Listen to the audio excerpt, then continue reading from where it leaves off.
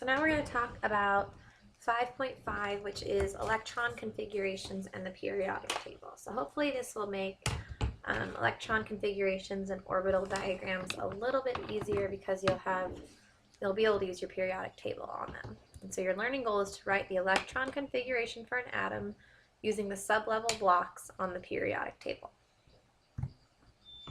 Okay, so periodic table blocks. You've got different sections or blocks within the periodic table that correspond to your SP, D, and F sublevels.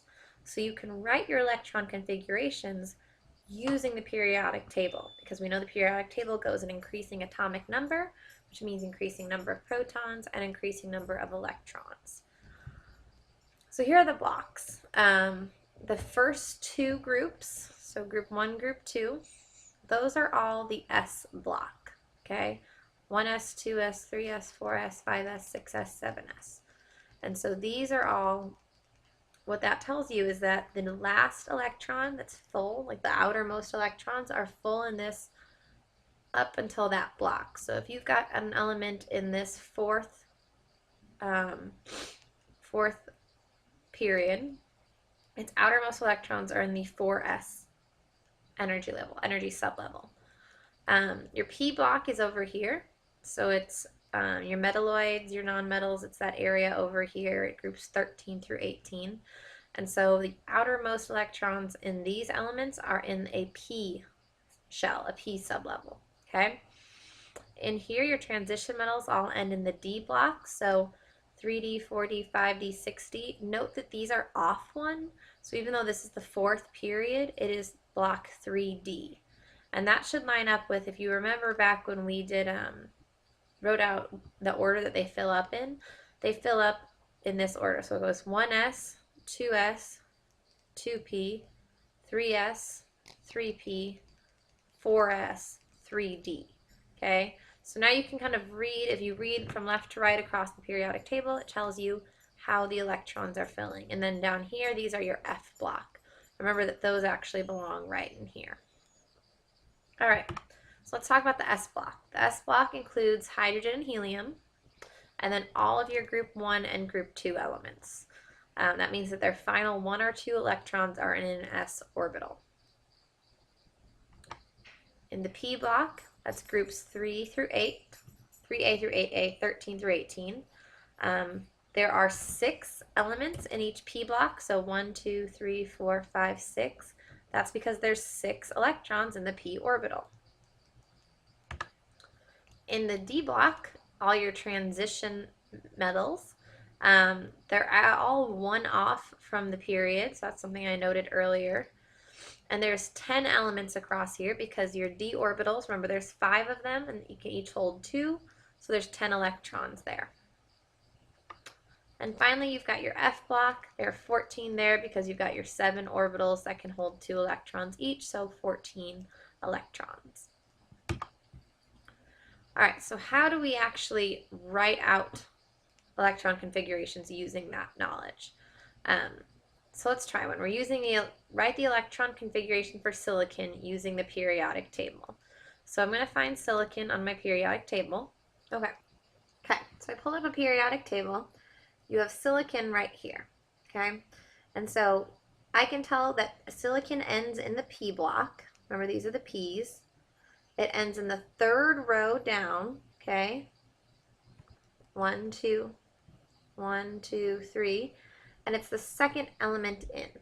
So that means that silicon's final electrons are in the 3p, 3 for the 3rd row, p for the block.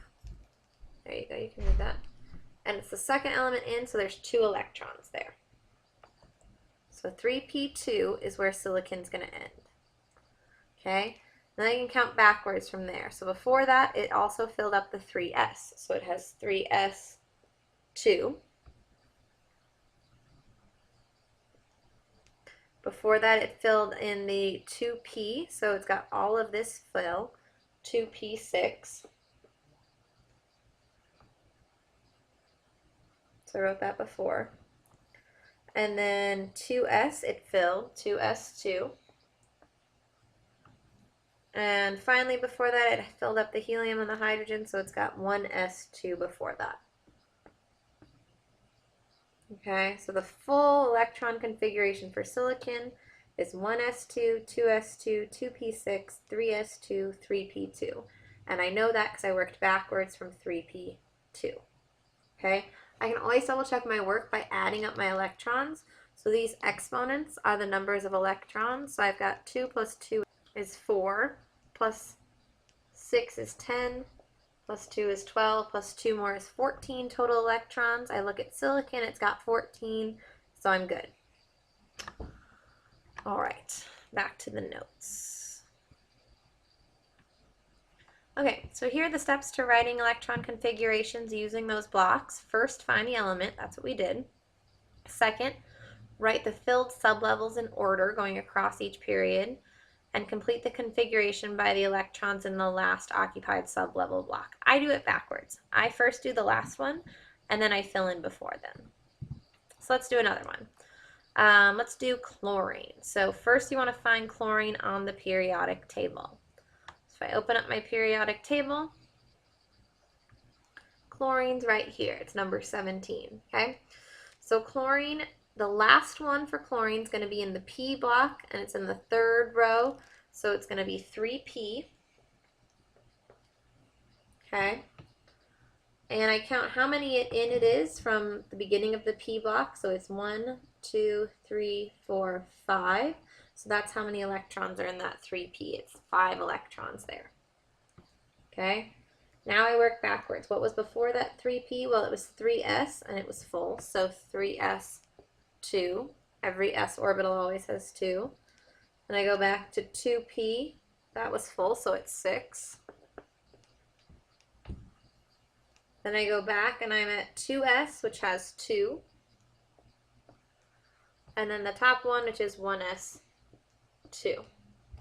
Okay, so my full orbital or electron configuration for chlorine is 1s2, 2s2, 2p6, 3s2, 3p5. I'm going to check my work again by adding up those exponents. So I've got 5 plus 2 is 7, plus 6 is 13, 14, 15, 16, 17. That's how many electrons are in chlorine. It's 17, so I am good. Okay. When you get down to period 4, so the fourth row on the periodic table, the 4s sublevel fills before 3d. And that's because 4s electrons have slightly lower energy than those in 3d. This occurs again in 5 with 5s and 4d, and 6s and 5d. And so that's why when you look at your blocks, like we looked at earlier, let me pull those up. Okay, that's why if we are going to cross, this is the order they fill in. Okay, 4s fills before 3d, 4p, 5s fills before 4d. So that d block is always one off from the others in terms of row numbers, period numbers. So here are some electron configurations for period 4. You can also do abbreviated like we were doing before. There are two things we need to talk about, exceptions in the sublevel block order. Chromium and copper. So chromium, we pull up our periodic table. Chromium is right here, so it's in your D block, and it's 1, 2, 3, 4th in.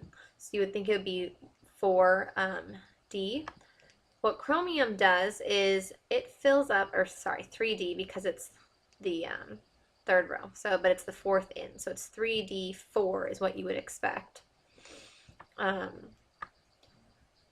It's close to being half full. So it has 5 across. So you would think it would fill 1, 2, 3, 4.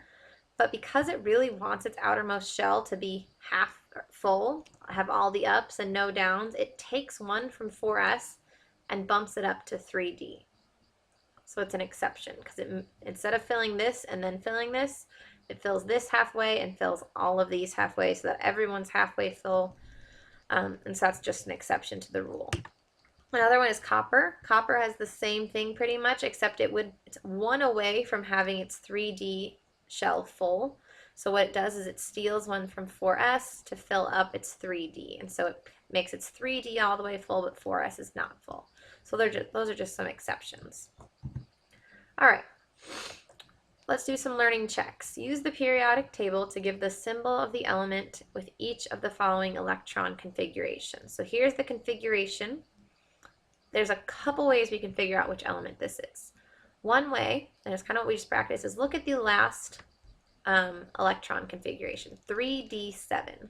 That tells me that this is in the 3d block, and it's the 7th element in.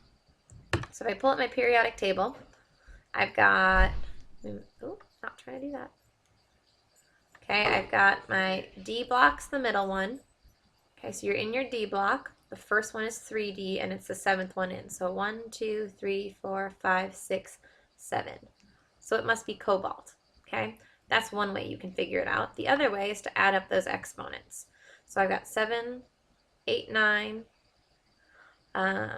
15, 16, 17, 23, 24, 25, 26, 27 electrons.